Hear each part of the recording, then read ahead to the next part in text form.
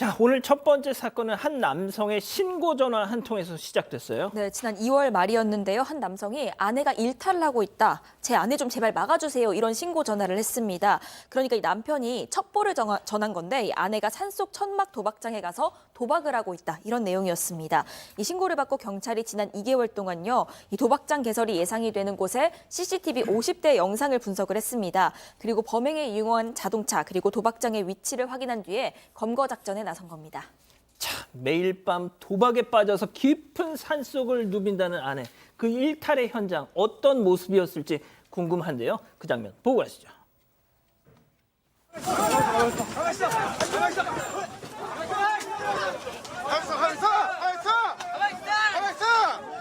나눠 가만히 계셔요. 가만히 있어요. 가만히 있어. 자, 여기 여러분들 말해요. 통제 따라주세요. 지금 여러분들은 도박 대상 및 도박 참여 혐의를 지금 현행범 체포합니다. 자, 변호인은 선임할 수 있고 진술 거부할 수 있어요. 자, 야, 이게 진짜 저는 저 영상 보고 깜짝 놀란 게 영화 타짜 그 처음 시작하고 똑같아요, 진짜. 그러니까요. 저도 깜짝 놀랐는데 아직도 저런 하우스가 있다는 게 어떻게 보면 굉장히 이렇게 정말 이런 도박이 아직도 가능하나 싶었는데 그 타짜에 보면 그런 이야기 많이 나오니까 그냥 뭐 시청자 여러분께 재미삼아 한번 말씀을 드리겠습니다.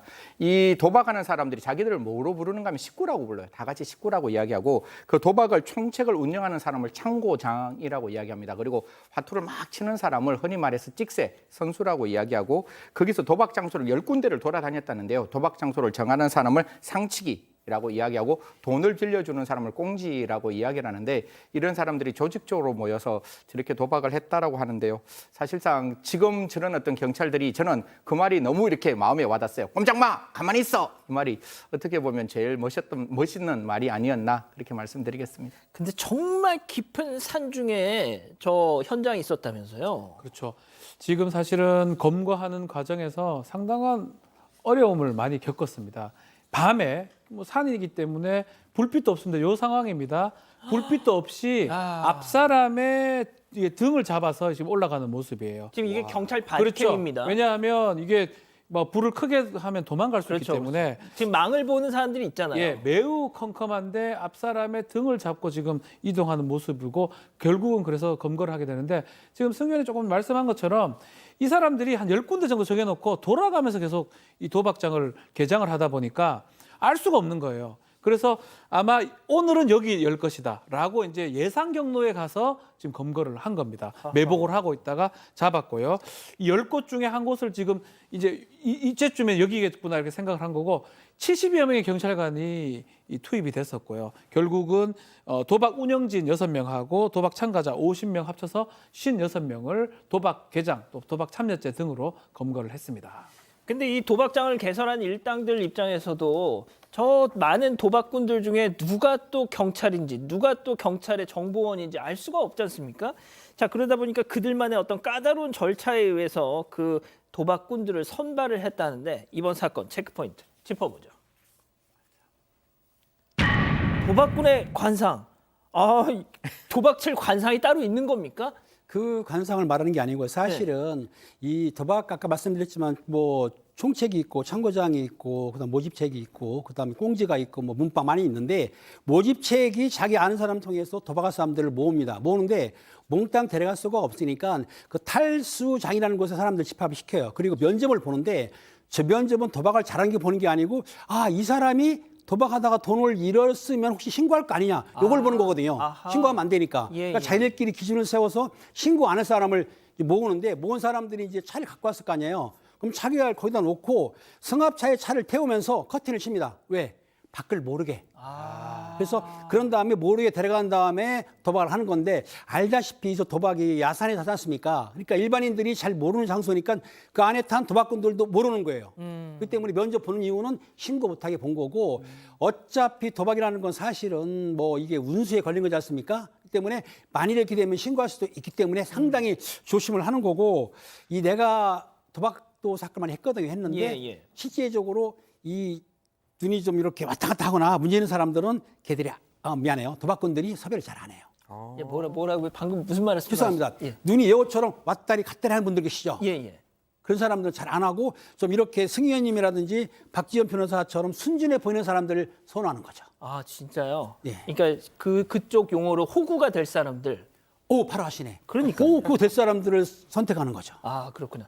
자, 박 변호사님. 네. 그런데 이 판돈이 얼마나 자, 이 도박장에 도박 시작한 지 1시간 만에 급습을 해서 지금 검거를 하고 이제 현장을 이제 잡은 그런 상황인데 1시간 지난 후에 갔는데 1시간 동안 20에서 한 25회 정도 도박판이 돌아갔다라고 저 합니다. 현금 좀 봐, 저거.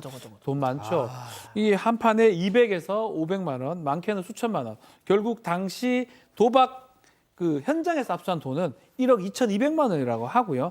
아마 더 많았겠죠. 그건 현장에 밖에 남아 있는 돈이 1억 2천만 원이고 다른 9군데서도 뭐 도박을 많이 했기 때문에 아마 상당한 금액으로 도박을 했을 것으로 보입니다. 아 근데 왜 이렇게 주부들이 많이 있었다는 거예요? 뭐 사실 지금 잡혀 있는 사람들 보면 거의 40, 50대 주부들로 많이 되어 있고 도박에 참여한 50명 중에 33명은 중년 가중 주부고 도박의 전과자는 42명이나 된다고 하는데요.